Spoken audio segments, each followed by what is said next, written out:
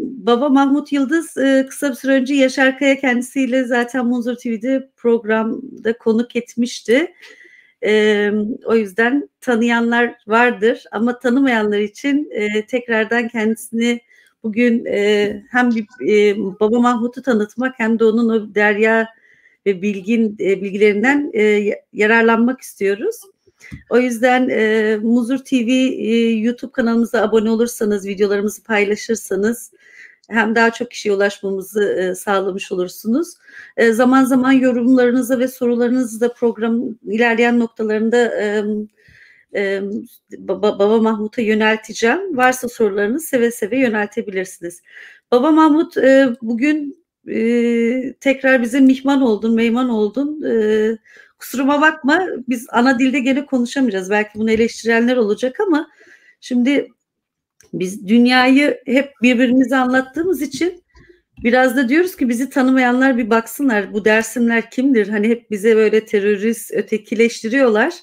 Alevileri, Dersimleri dair böyle yanlış bilgiye sahip olan insanlar da var. Biz de bu şekilde Munzur TV'de kayıtlar yaparak tarihe not düşüyoruz. Dersimler kimdi? Dersimli Aleviler nasıl insanlardı? Ne yapıyordu? Bunu bir konuşalım diyorum. Bir insan portresi üzerinden, yani senin yaşanmışlığından, çünkü Alevilikte yaşanarak, görünerek bir inanç. O yüzden senin çocukluğundan başlayarak aslında bugüne gelerek hem seni hem Dersim'i hem Aleviliği, senin o bilgi düşüncelerini alarak biraz hem geçmiş hem günümüzü tartışacağız. O yüzden sana tekrar çok teşekkür ediyorum. Umarım sağlığın, keyfin yerindedir. İyiyim, sağ ol, teşekkür. Canım. Cemal Cemalayız halkla beraber, tarihle beraber, bilgilerimizle beraber. Burada herkese, bizi dinleyen bütün canlara aşk niyazımı sunarım. Selamlar olsun. Tabii ki bu yaşta anlatırken belki Türkçe'de veya kelimede eksikliğimiz olursa affola, kusurumuza bakmasınlar. Bizi yaşlılığımıza saysınlar. Ama tabii ki biz de kendi yaşadığımız süreç içerisinde çocukluğumuzu şöyle bir kenara 10 seneyi bırakırsak 70, 74, 75 yaş yaşamış. Şimdi böyle bir geriye bakıyoruz. Biz kimdik, neydik, nasıl yaşadık? Günümüze nasıl geldik? Şimdi nasıl Cemalayız?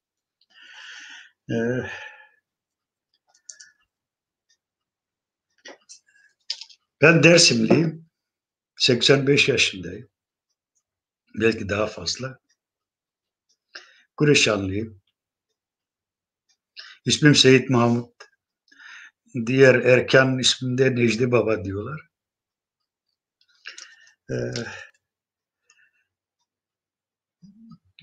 Pirim. Ben Bugünü balla keseceğim. Daha oralara gelmeden, bugün de biliyorsun Perşembe günü, senden bir dua alsak, öyle başlasak diyorum programı. Dua Türkçe söyleyeyim. Niyet ettiniz. Tarihiniz var. Onu konuşmak istiyorsunuz. Diyorum ki gönlünüz pak, yüzünüz ak, yolunuz berak, menziliniz mübarek olsun. Hızır destekleriniz olsun. Duamız da, dilekleriniz de ulu duvanda kabul ola. Cenab-ı Allah bizi güzellikte, sevgide, aşkta, barışta ayırmasın. Dostlarımıza da güzel ömürler, sevgiler sunuyorum. Bu benim duam olsun. Ulu duamda kabul olsun. Ama ben 1933 doğumlu, Dersim'de doğmuşum. Kureşanlıyım.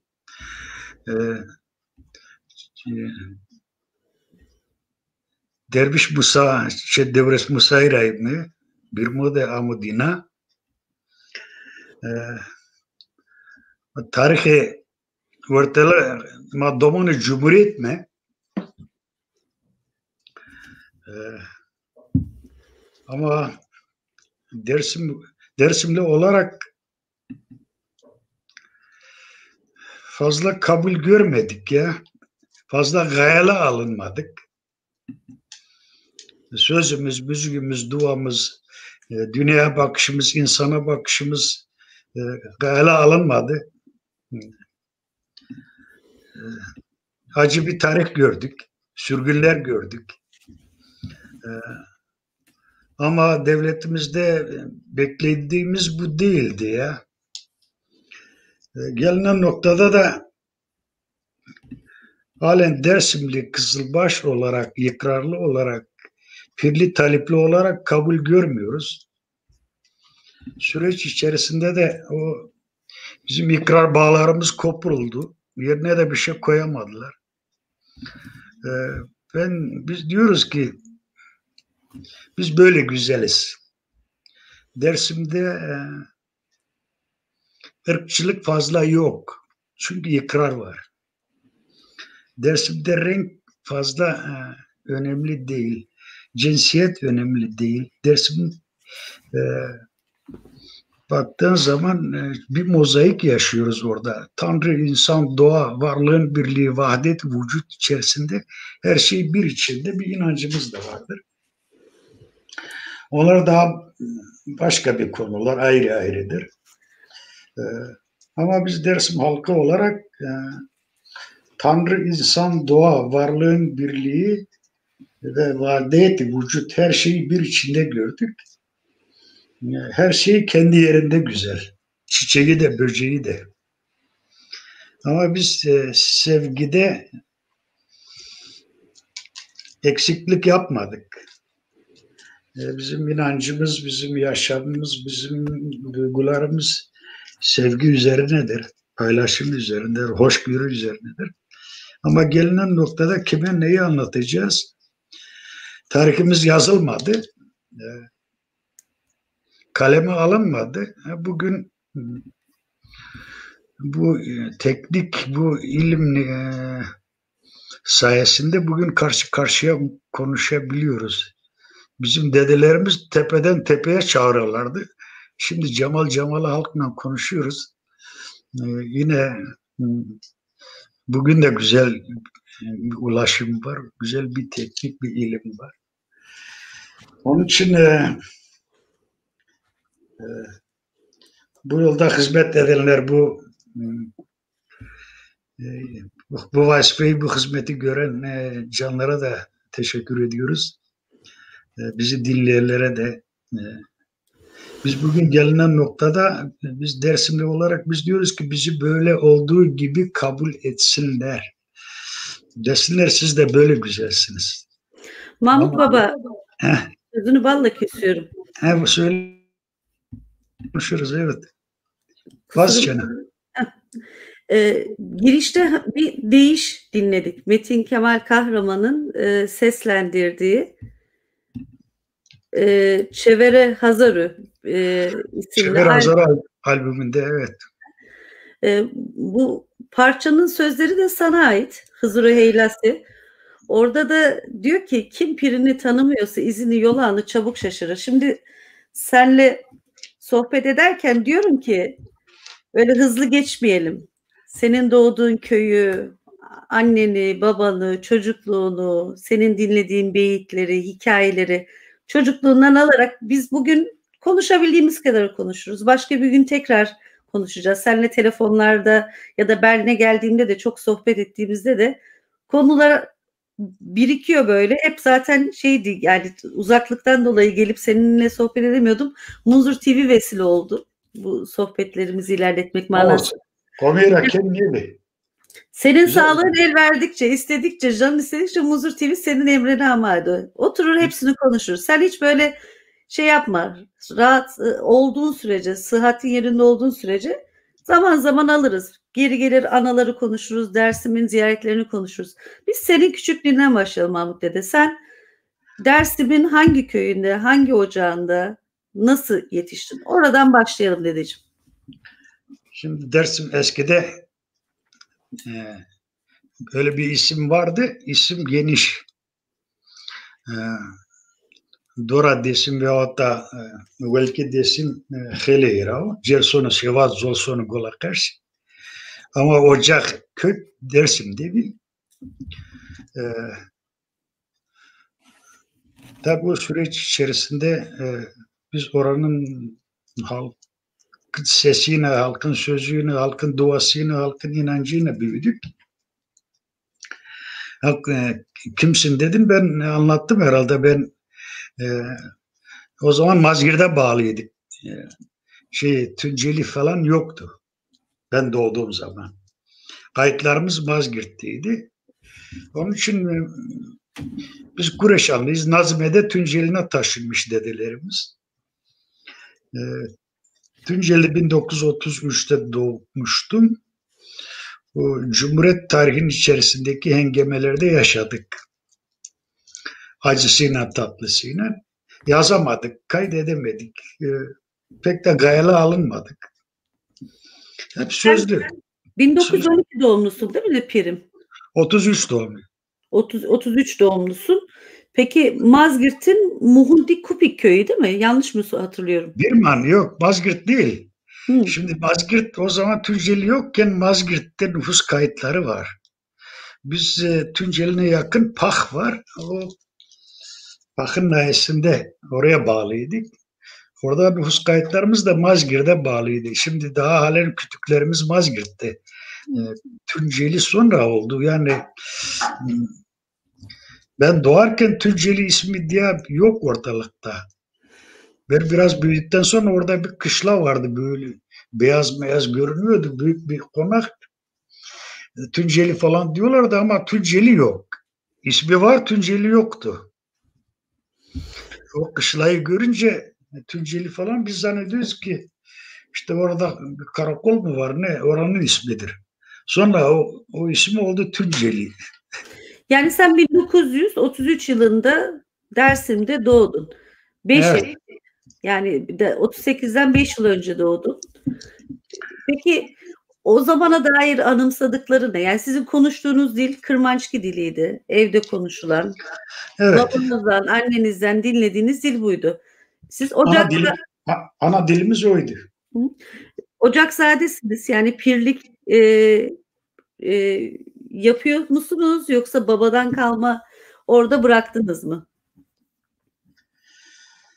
Kızım yıkrar duruyor. Ocaklar duruyor. Bendeler duruyor.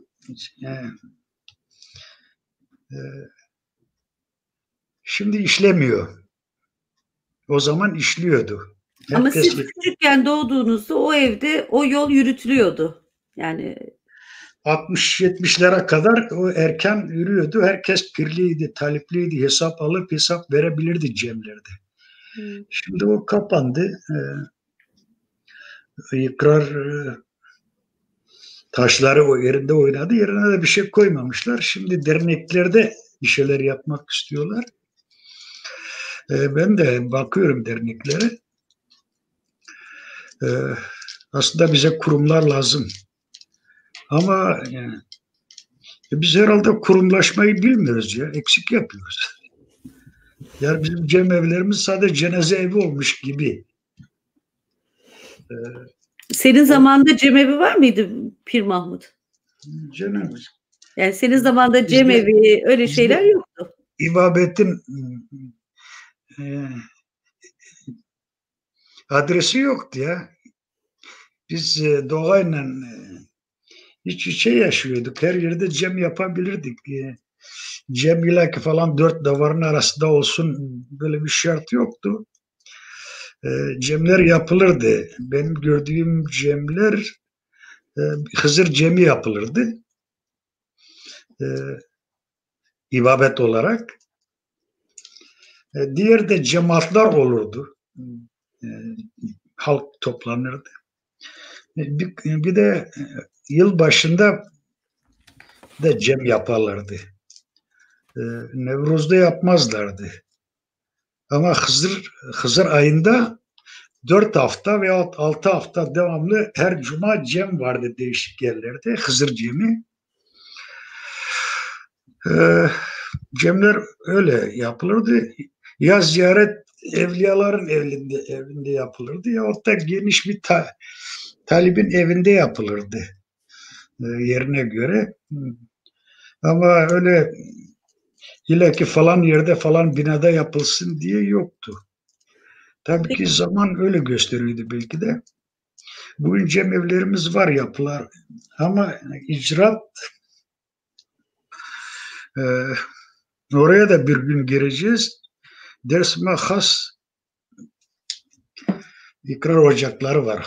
O peki aşiret. Baba Mahmut, sen ufakken cemlere giriyor muydun? Hani babanla piriniz kimdi? Sen bu kadar bilgiyi, deryayı nereden topladın? Hani kaynağı nedir? Sen nerede yetiştin? Nasıl bir ortamdaydın? Ya, güzel bir soru. Şimdi Dersim'de dediğimiz zaman pirlerin evi hukuk eviydi, adalet eviydi, paylaşım eviydi, barış eviydi. Ee, O pirlerin evinde o cemaat, barış, paylaşım, e, kültür, tarih orada anlatılıyordu. Anlatılırken de cem değil, cemaat. Cemaatler toplanırdı, güzel pirler gelirdi.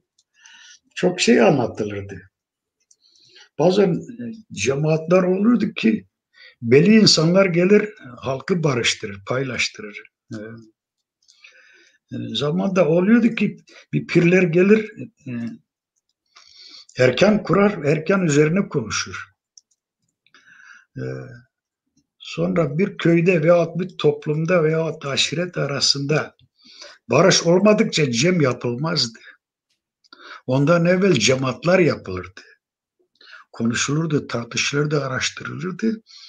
Hak tespit edilir, e, e, haklıya hakkı teslim edilirdi. E, Bazen işte dediğim belli Hızır cemi, Gagan cemi yapılırdı veyahut da pir, derviş cemi de yapılırdı. Bu süreç içerisinde kış mevsiminde ekseri cemaatler yapılırdı. Ama cemaatler yazında hal olduğu zaman bir bölgede bir olay çıktığı zaman yine oraya gider cemaat yapılırdı, cem değil. Ondan sonra gelinen noktada e, bazı şeyler koptu, bazı ipler koptu, bazı taşlar oynattılar. Soğuk eldeydi, başka soğuk dildeydi. E,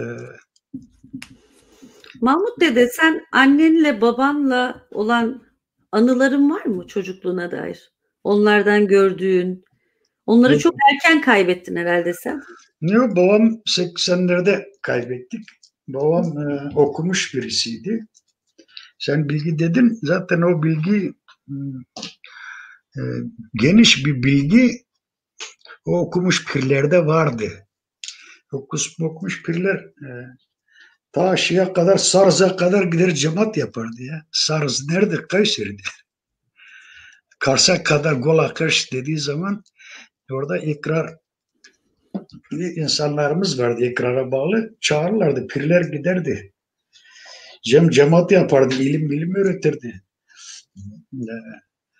Öyle bir genişti. Sonra darala darala Dersim'de kaldı. O da o 37-38'de de orada da bir zulüm geçti. Taşlar yerinde hayli oynadı. Tekrar 10 sene sonra yine düzelttiler. Geri gelen sağ kalan geldi. Pirine, rahibirine, musahibine, talibiyle, ikrarıyla, ziyaretiyle, doğasıyla tekrar buluştu. 65-70'lere kadar. Öyle biz o şeyin içinde vardım. O 65-70'lerde. Hani bizimkiler hep umut bekliyor ya.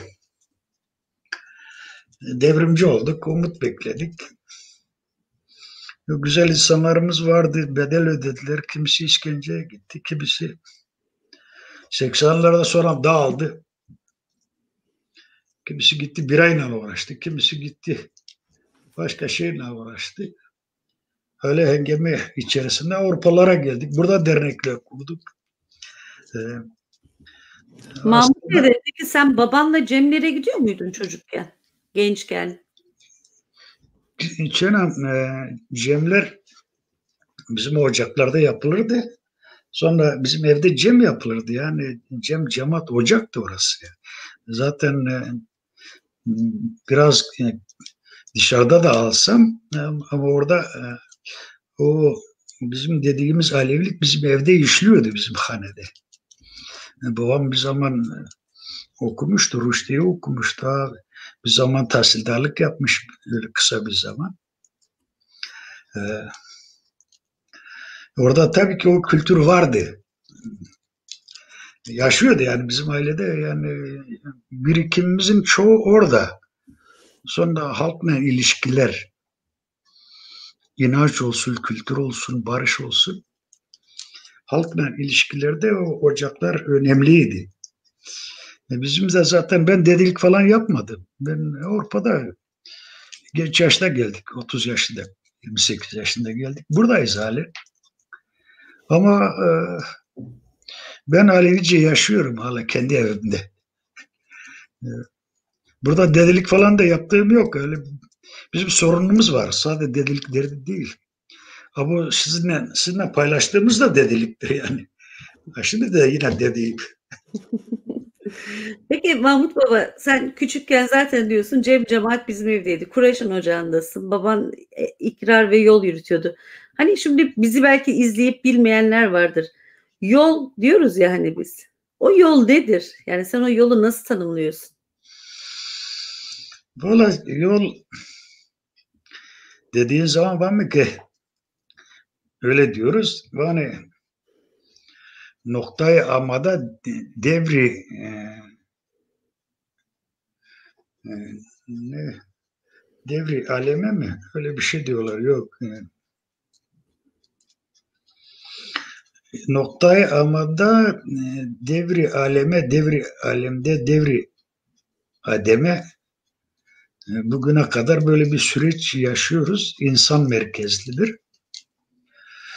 Ama İslam'dan evvelki hallar, İslam dönemindeki hal, daha İslam'dan sonraki haller, durum değişiyor, çağ değişiyor, ortam değişiyor.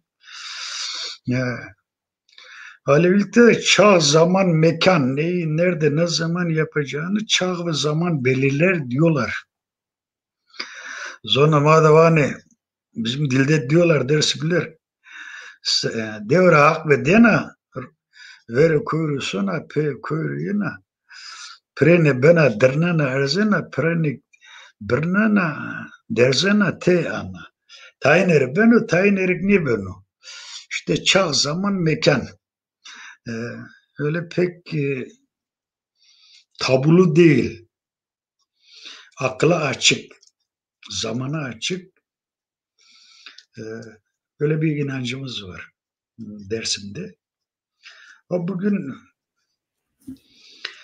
biz öyle onu işleyemiyoruz veyahut da işletemiyor. Geçerli gibi görünüyor. Ama yine yola baktığın zaman yol nereden başlıyor, nerede bitiyor, nereye geliyor, nereye gidiyor? İşte o benim dediğim o dörtlü içerisinde görüyorsun. Onun için baktığın zaman bu yol, bu ikrar, bu inanç peygamberlerin çoğu bizim inanç, o yol ikrarında çoğu peygamberlerin çoğu mihman olmuştur. Peygamberler hepsi de bizim dualarımızda var. Peygamberlerin çağı zamanı hep birbirini tamamlamış. Yani ama orada da çok hengame var. Dinler savaşı, mezhepler savaşı. Ama Dersimler içinde değil o zaman. Peki Mahmut dede, dışarıdan genç biri gelse seni Berlin sokaklarına, sen Berlin'de yaşıyorsun. Dese ki ya dede ben Aleviliği bilmiyorum. Dersim Aleviliğini, sizi bilmiyorum. Sen nasıl tarif edersin o Aleviliği, yolu? Valla Güzel kızım, şimdi Alevilik biraz işte Tanrı, insan, doğa, varlığın birliği, vahdet, vücut dediği zaman bu dünya üzerinde tarif ederim. Bu yaşam üzerinde tarif ederim. Yaşadığım, fevz aldığım o Alevilikte tarif ederim. Birilerine gelin işte siz cennete götürürüm, cehenneme götürürüm, öyle bir şey yapamam. Çünkü ben bu dünyanın insanıyım, ancak bu dünyanın yaşadığı şekliyle veya bizim yaşadığımız o yol, ikrar, pir, talip, alevilik benim yaşadığım haline anlatırım. O da adam müşteri mi? Alıyor mu, almıyor mu? O da onun bileceği. Onun için gelin Alevi olun kimseye de diyemiyorum. Zaten bizimkilere bile diyemiyoruz. Çünkü çağ, zaman, mekan dedik. O şimdi bizim yaşadığımız o temel taşlar yerinde oynamış. Yerine de bir şey koymamışlar. O ikrar, yol, musayip, kibra, nikah. Yaşasın mı, yaşamasın mı onu da bilemiyoruz. Ama o zaman o çağda güzeldi ya. Şimdi çağa uymuyor, yapamıyoruz. Ha birisi gelse istese ben sana o doğa alevliği ancak anlatabiliriz. Yaşadığımız haline. Kimsenin kafasını karıştırmadan işte çağ, zaman, mekan üzerine anlatırız. Mahmut dede senle sohbet ettiğimde de sohbetlerimizde sen de bahsediyorsun. Hani Aleviliğe diyorsun bin bir biçime sokmaya çalışıyorlar Dersimli Aleviliğinde. Ne düşünüyorsun bunun üzerine? Hani biz kendimizi iyi ifade edebiliyor muyuz? Demesi kolay ya.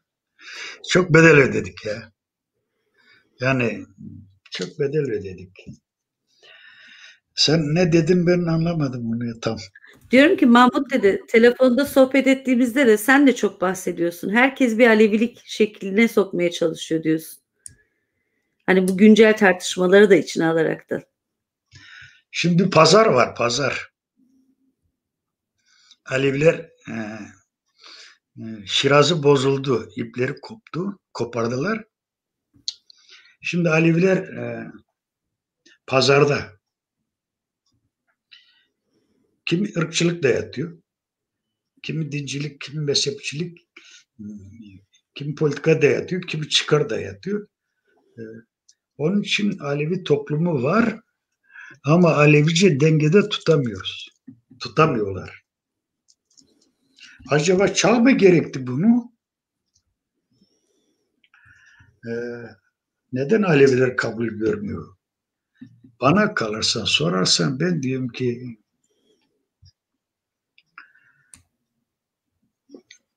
biz Dersimli olarak böyle güzeliz. Bir, güzelliğimiz de şu. O coğrafya çok egemenler geçmiş orada. Çok kalıntı bırakmış. Çok diller geçmiş orada. Çok eser bırakmış. Çok kültürler geçmiş. Çok eser bırakmış. İzleri halen duruyor. Kimisi de dışarıda gelip oralara gelince onlar da bir şeyler getirmişler. Orada bir mozaik var. O coğrafyada, o Mezopotamya'da, o Anadolu'da. Şimdi gelinen noktada tekçilik dayatılıyor. Tek ırk, tek din, tek ev. O mozaiki bozuyor. Aslında Anadolu doludur. Çok güzel ya. Çeşitli diller, çeşitli inançlar, çeşitli kültürler, çeşitli hikayeler var. Ama tekçiliği dayattığın zaman, ırkçılığı dayattığın zaman, mezhepçiliği dayattığın zaman orada savaş olur. Orada barış olmaz. Bizde işte o ikrar üzerine, yol üzerine dediğimiz zaman bunlar hepsini oraya bağlamışız ikrara. Herkes hesap alır, hesap verir. kim neyse öyle güzeldir. Ama bu tekçilik dünyada olsun, isterse Türkiye'de olsun barış getirmez, demokrasiyi getirmez. İnsanları heder eder, barışı heder eder. İnkar ortaya çıkıyor. Tekçilik, bencillik ortaya çıkıyor. Alevilikte bencillik yok. Onun için ben diyorum ki ben yaşadığım o Alevilik de güzeldi. Aleviliğin dünyaya bakışı da güzel. Onun için egemenler bizi böyle kabul etsin. Tarihçiler bizi güzel olarak kabul etsin. Ondan sonra aydınlarımız bizi iyi anlasın. Bizi çok kötü tarif etmişler ya. Peki Mahmut dede, onlar bizi kötü tarif etmişti. Biz kendimizi iyi anlatabiliyor muyuz? Biz kendi içimizde de bir sürü tartışma yaşıyoruz. Aleviliği tarif ederken de. Zaman böyle. Şimdi dedim ya, pazar var. Bizde de pazarcılar çıkmış. Şimdi diyor ki kimi Alevilik diyor çok eski kadim bir inanç. Biz kavlu beladan veri varız. Biri diyor İslam'ın özüyüz. Biri diyor ki yok, İslam'la bizim alakamız yok. Biri yani sohbetlerimizde de geçiyor biliyorsun. Alıyor diyor ki Şiadır. Biri diyor şudur. Yani birçok gencin kafasında da soru işareti var ve bir sürü tartışma var. Bunlar bizi nereye götürür? Yani sen kendin diyorsun bizim adresimiz yoktu. Biz orada doğayla, insanla birlikte Aleviliğimizi yaşardık. Şu an dernekler var, kurumlar var, belki yayınlar var, dergiler var, televizyonlar var, radyolar var ama sence büyüdükçe, genişledikçe belki de kendimizi anlatmaya çalıştıkça daha mı zorlanıyoruz? Belki de anlatılmayan mıdır Alevilik? Nedir? Nerede hata yapıyoruz biz?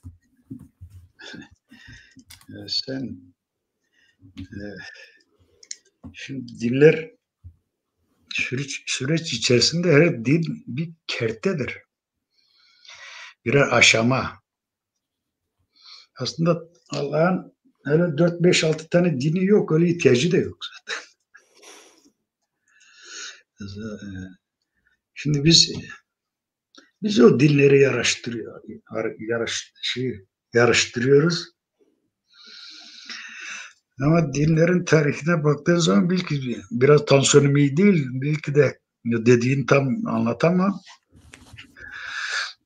Dinlerin de kendine göre bir tarihi var. Daha ondan sonraki çok değişik inançlar. Bardak koy. Pirim, eğer rahatsızsan şey yapmayalım, uzatmayalım. Seni yok. Rahatsız değilim. Hafızada konuşuyoruz ya. Şimdi hafızada konuşunca insan yoruluyor. Yaşlık var, unutkanlık var. Yüzyıllarca, binlerce yılın birikmişliği var. Ya belki daha anlatamıyoruz ya. Şimdi sen bana bir şey dedim ya, sordun ya. Unuttum sen ne sordun bile. Gençlere anlatacağımız, şimdi bilmiyorum ya, Alevilik pazarda dedim ya, Alevilik egemen değil. Yani o dinler, mezhepler, tarikatlar, her din kendi tarihini koymuş. Kendinde evvelki tarihi silmiş ya. Kendi tarihini koymuş. O tarihlere ne diyorsunuz? Miladi bilmem, hicri bilmem neler. Baktığın zaman birbirini kabul etmiyorlar gibi. Kendi tarihini, kendi şeyin ön plana çıkarıyorlar.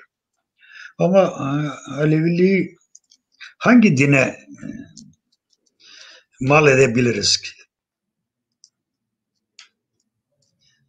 Herhangi bir dinin, bir mezhebin içine oturur mu? Erkanine, ikrarine. Orada da bir zorluk çekiyoruz. Diyoruz ki peygamberler, evliyalar, enbiyalar, ermişler, dervişler hep bu haneye mihman olmuş, geçmiş, gitmişler, iz bırakmışlar. Dersime git, hangi dağa bakarsın, ya bir ana koymuşlar oraya, heykel yok ama, türbe de yok. O dağ o anaya ait. O pire ait, o dervişe ait, o ermişe aittir. Böyle bir coğrafyada Dersim'de vardır. E, Kimileri heykel veyahut da türbe getirmiş kurmuş oraya ama Dersim'e erkanına tabi değildir. Dersim inancında erimiz, ermişimiz, pirimiz, talibimiz, insanımız ölmez. Hep devriye değişir. Onun için ona heykel yapmaya gerek yok. Türbe yapmaya da gerek yok. Biz ermiş erenlerimizi, bilgelerimizi hep yaşatıyoruz, gönüllerde yaşatıyoruz. Her bakıyorsun her evliya için her tepede veyahut da her dağda bir nişanga var. O erenlerin namına o taşı niyaz oluyoruz. O nişangayı. Yani pirlerimiz de nişangadır. Onun için o nişanga onları hatırlatır bize. O tepeye çıktığımız zaman onları anarız ve dua ederiz. Dersim kültüründe geçenlerde birileri heykel getirmiş koyacaklardı. Ya dedim o dokuyu bozmayın ya. Şehitlerimizdir onlar. Onları betonlaştırmayın. Onlar gönlümüzde yaşar. Onlar onu da dedim yine şimdi de söylüyorum. Eğer şehitlerimiz için düzgün babaya ağaç dikin ya. Meyve dikin. Erik dikin. Elma dikin. Ceviz dikin. Sivas şehitlerimiz bilmem o bir şehitlerimiz. Herkes 3-5 tane ağaç diksin ne var? Bir tane de kendisi için diksin. Heykel yapmaya da gerek var. Peki Baba Mahmut, sen biraz önce söyledin hani biz birçok yere niyaz ederdik. Şimdi pir talip ilişkisi de hani sen de Dersim'den göçtün, Berlin'e geldin. Hani talip pirini soruyor mu ya da pir talibini sormaya mecali var mı sence bu yüzyılda, bu coğrafyada? Acaba çağ mı getirdi yoksa birileri mi getirdi? Bu yolda ikrarda neden ayrıldılar? Pir talip, musahip, kibra, nikah. Niye böyle ucuz oldu? Ya biz yaşadık biz onları bilerek, anlayarak, manasını vererek yaşadık. Şimdi o ihtiyaç kalmayınca o manayı da herhalde anlamazlar. Yahut bize anlatmazlar veyahut o ikrarı anlamazlar. Bilmiyorum benim konuştuklarım belki de Türkçem de zayıf. Türkiye geç öğrendik. Biraz da yaşlılık da var. Aslında sizinle paylaşacağım çok şey olacak. Aslında böyle bir saatte veya bir programda değil. Ya sizin bana vereceğiniz çok şey var. Benim sizlere paylaşacağım bazı şeylerimiz vardır. Bugün de paylaşıyoruz. Ama biraz ben desem ki geç oldu daha doğru olur. Geciktik diyorsun. Valla tabii bazı gençlerimizden 15-20 sene evvel tanıştık. Meraklı gençlerimiz vardı. Onlar da bizde aldıklarını işlediler. Demen dediğim beyit. Mesela bize has beyitlerimiz var, dualarımız var, duanzelerimiz var, cem şeklimiz var, semamız var. Mesela sema bir duasını böyle kısaca kemallara vermiştim. Yani natür olarak saydılar. Güzeldi yani. Yani daha uzundu. Biz işlemediğimiz için unutmuşuz. Biz pek de ömrü şeyimizde değildi. Bir gün bize de sıra gelecek. Babamızın yerinde bizi sayacaklar. Diyecekler ki gel pirlik yap. Biz gençtik. Biraz çağa uyuyorduk. Ama pirlik illa ki gidip falan yerde cemde, cemaatta veyahut falan pirli değil. Bugün paylaştığımız da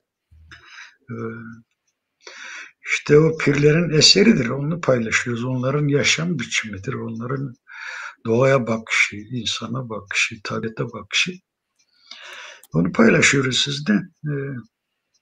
Bilmiyorum ki bundan sonra benim demek istediğim diyorum ki devlet olsun, politikacılar olsun, dinciler olsun, mezhepçiler olsun, ırkçılar olsun.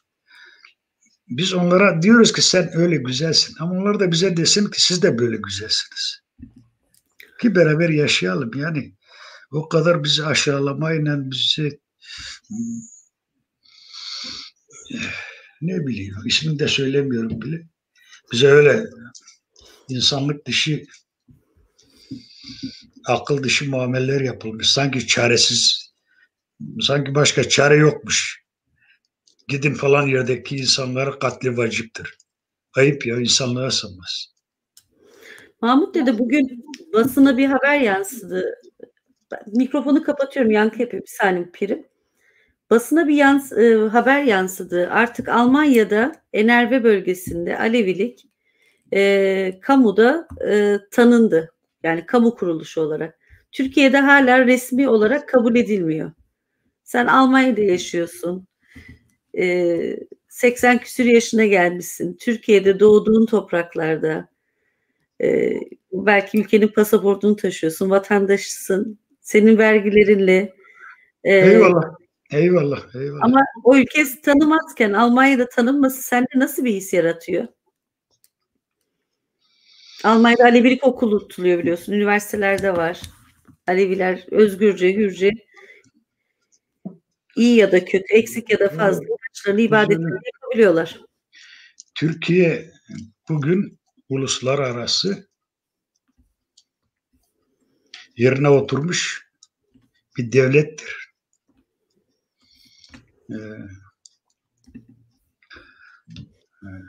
Daha eksikleri vardır. Ne bileyim, devlete zaval olmaz. Ama politika ve politikacılar, partiler bugün kabul ederler, etmeyenlere sözümüz vardır. Ben Türkiye Cumhuriyeti'nin bir vatandaşıysam ben vatandaş, onların kendine göre yasaları vardır.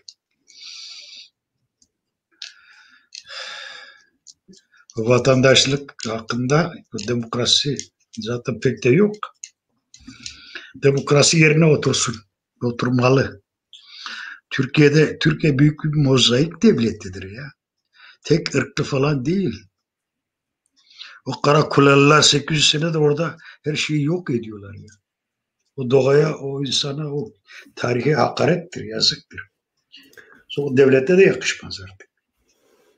Şimdi Avusturya'dan sonra biliyorsun Almanya'da resmi din olarak kabul edildi. Cemevleriyle kiliseler, yani eş anlam kazan, yani şey diyeyim, eş derken yani Anlıyorum. Çok aynı güzel. değerde. Ama Avrupa'ya yakışan da bu. Dersim Tarih Kültür Vakfı biliyorsun, kısa bir süre önce Yaşar Kaya da senin konuk almıştı. Dersim'de ise bizim Alevi beyitlerini toplamamız, bizim sözlü tarihimizi toplamamız, Dersim ismi yasaklandı. Yani onlara söylemek istesen ne söylemek isterdin bu yasakları verenlere? Bu yasak, neden korkuyorlar? Neyin yasağı? Sormak lazım onlara ya. Tekçilikte korkuyor.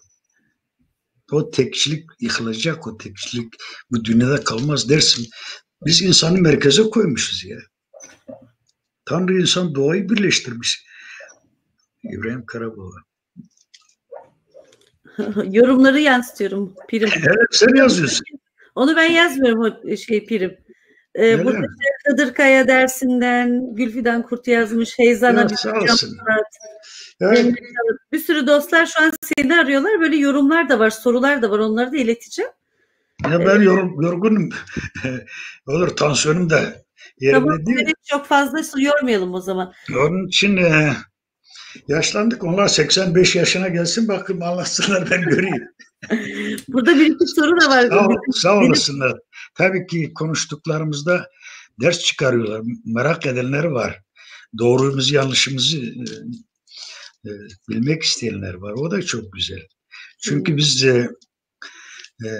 gençlerimiz merak ediyor. Biz böyle anlatırken bu bir süreç, biz yaşadığımız süreci ancak anlatabiliyoruz. O bakışı anlatabiliyoruz ama tam teferruatlı anlatamıyoruz. Eksiğimiz dolu. Yine de sağ olsunlar. Komire kimliği. Allah, sana birkaç soru var ama senin sağlığın herhalde iyi değil, tansiyonun. O yüzden seni fazla yormayalım Pirim. Evet, böyle biraz su daha içeyim. Başka ne soracaktın? Sen soracak çoktu. Ben soracağım ama bilmiyorum şimdi. Senin sağlığın, hem zaten bir saate yaklaştık. Seni fazla yormayalım. Öyleyse sen yine hıtamcı da hıtam. Neyse ne. Başka bir diyeceğin, aslında sizinle paylaşacak, sizinle konuşacağız çok şeyimiz vardır. Yazılmamış, konuşulmamış.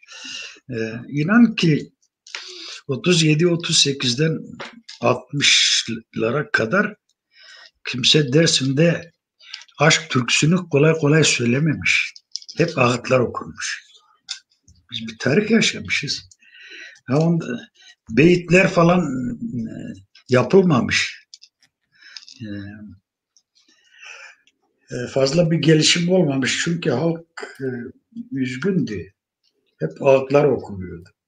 Ondan sonra biraz düzeldi. Şimdi gelinen noktada bizim devlette isteğimiz, devlet artık bir Avrupa modeli bir devlet olmalı. Demokrasi oturmalı. Türkiye'nin mozaiki korumalı. Tek millet, tek ırk, tek din, tek ağız böyle olmamalı. Tek kişiler karar vermemeli. O mozaiği iyi muhafaza etmeli. O mozaike sadık kalmaları diliyoruz. Türkiye'de tekçilik yapıldığı zaman bugünkü hali hoş değildir. Bugünkü haliyle Türkiye'ye demokrasi getirmez. Bugünkü haliyle Türkiye barışı getirmez. Gençlerimiz de bunun farkında. Herkes bunun farkında. Bir de benden dinlesinler. Çünkü ben yaşadığım süreç içerisinde hep özgürlüğü özledik. Mutluluğu özledik, sevgiyi özledik. Gelinen noktada devlete yakışan olan da pek öyle ırkçılık, dincilik, mezhepçilik, tabuculuk yapmamalıdır devlet. Devlet, din devleti olmamalı ya. Ben konuşuyorum, ben Aleviliği konuşurken diyorum ki bütün peygamberleri kanımıza mihman ettik ya. Yani çünkü biz onları mihman etmesek, duamızı almasak, soframızı almasak barış olmaz, sevgi olmaz.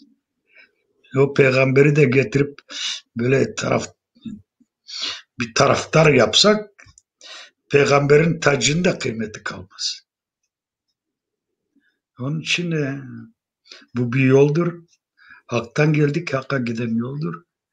Bu evrende beraber yaşamalıyız, beraber paylaşmalıyız.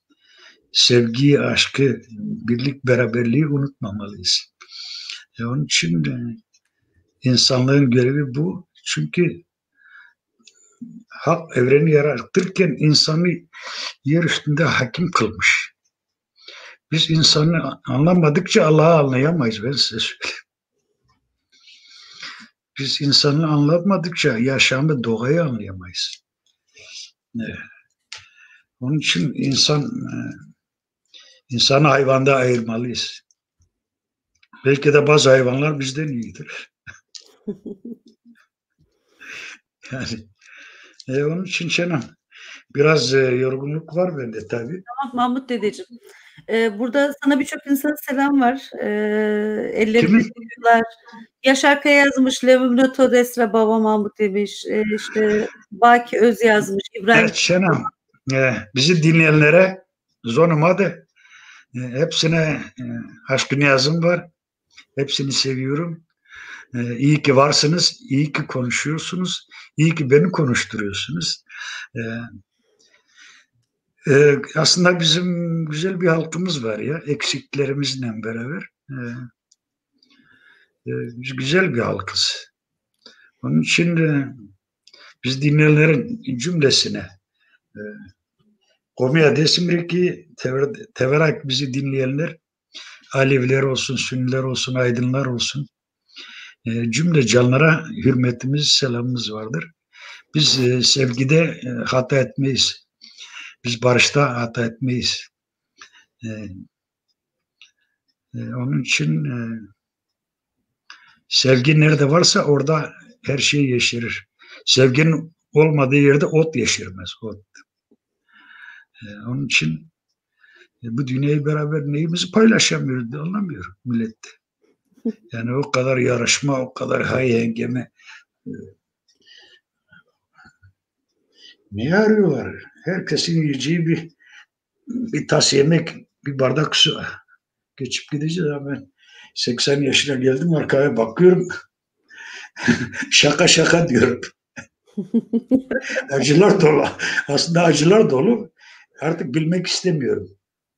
Mahmut dede, bir gün diyorum ki hep acıları konuşuyoruz ya, bir gün de aşkı konuşalım seninle ya. Ya dünya sevgi üzerine kurulmuş. Sev de çiçekleri sev, sev de böceği sev. Sev de güneşi sev, sev suyu sev. Sevmediğin yerde bir şey yeşermez. Sevgi güzel bir şey. İnsanlar ne bileyim, inan ki bazı hayvanların kuralları bizden daha katlidir, daha güzeldir.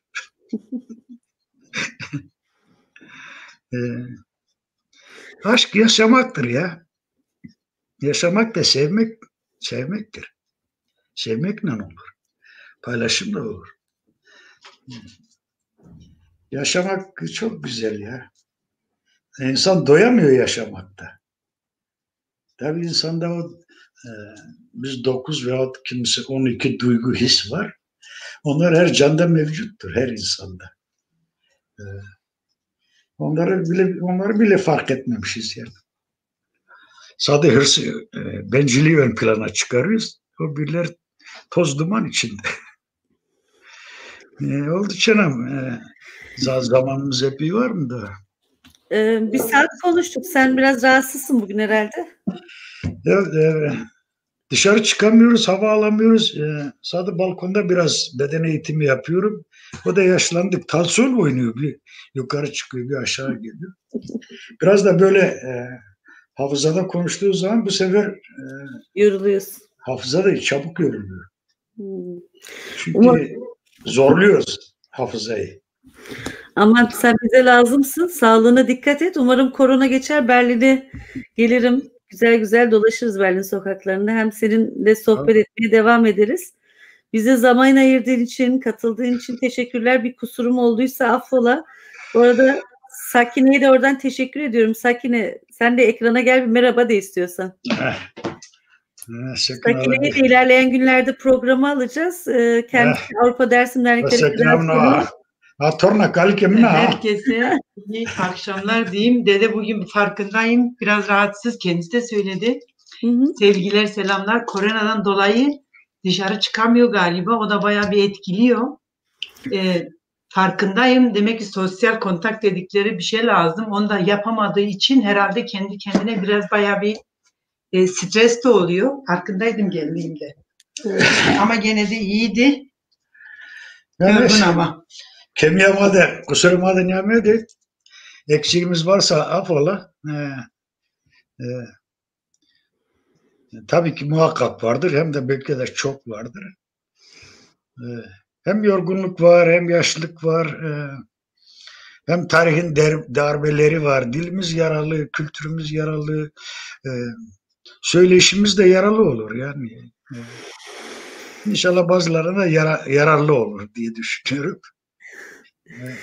Mahmut dedeciğim çok teşekkür ediyorum. Sakine, seni de ilerleyen günlerde Muzur TV'de gene konuk edeceğiz. Sen de çok kutsal bir görev yapıyorsun. Berlin'de bir bakım, sağlık, mobil şeyin var. Yani evlere, yaşlılara, bakıma ihtiyacı olan insanlara hizmet veriyorsun. Özellikle de Almanca bilmeyen, bizim dili bilen, Dersimli ve Alevi canlarımıza da gidiyorsun. O yüzden senin yaptığın şey de çok kutsal. ve önemli, özellikle Almanya'da, Avrupa'da, işte bizim dilimiz, hatta Türkiye'de de bence büyük bir sıkıntı, özellikle Dersim'de. Seni de konuk alacağız, bilgilerinden yararlanacağız. Hem FDG'ye uzun yıllar emek vermiş, hem Dersim Berlin cemaatine emek vermiş, Sözlü Tarih Projesi'ne ve Dersim Tarih Vakfı'na destek veren bir arkadaşımızsın. Bugün de bize yardımcı oldun. Sana çok teşekkür ediyorum. Seve seve. Ben teşekkür ederim. Sevgiler herkese, saygılar diyeyim. Hayır, sana da kolay gelsin. Deniz'im, sen de emek veriyorsun. Emeklerine sağlık. Sana başarılar diliyorum. Hı. İyi ki varsınız. Size mutluluklar diliyorum. Yine diyorum ki gönlünüz pak, yüzünüz ak, yolunuz berrak olsun. Hızır yardımcınız olsun. Allah Allah. Sizin hizmetiniz de Ulu Divan'da kayım kabul olsun. Komiyerek kimliği bir Cenab-ı Allah bizi utandırmasın. Zalimin zulmünde, ikarcının ikarında, kazada, belada, kim kişinin şerrinde korusun. Diyorum ki bizi böyle kabul etsinler ya. Biz güzel bir kültürü yaşıyoruz. Öyle inanıyoruz. Bedelini de ödemişiz. Devletimiz de, aydın insanlarımız da, politikacılarımız da artık bizim üzerimizde bizi töhmet altında bırakmasınlar ya. Yazık ettiler bize. Yine hepinize aşk-ı niyazım var. Eksiğimiz varsa tamama yazıla. Allah Allah. Yine bizim komumuzda komumak yolda ikrarda ayırmasın. Güzel Allah insanlarımız var, güzel çalışanlarımız var. Yazamadığımızı yazdınız. Konuşamadığımızı konuşturdunuz. Yarın ne yapacağız, ne olacak? Tabii ki biz aydınlarımızda da, politikacılarımızda da biz Dersimli olarak kendi halimizle, dilimizle, yolumuzla, erkanımızla, ikrarımızla yaşamak istiyoruz ya. Yani aydınlarda da işte bizim dileğimiz de odur. Hak sana uzun ömür versin Pirim. Ellerinden öpüyorum. Çok teşekkür ediyorum. Biz de izleyenler. Eyvallah. Cümlenin yazı hadi. Muzur TV izleyicileri de, bizi izleyen dostlara, arkadaşlara çok sevgi ve selam yolluyoruz. Mahmut dedemiz biraz rahatsız. Muhabbetimizi burada kesiyoruz. İlerleyen haftalarda, aylarda Mahmut dede müsait oldukça kendisini burada konuk etmeye devam edeceğiz.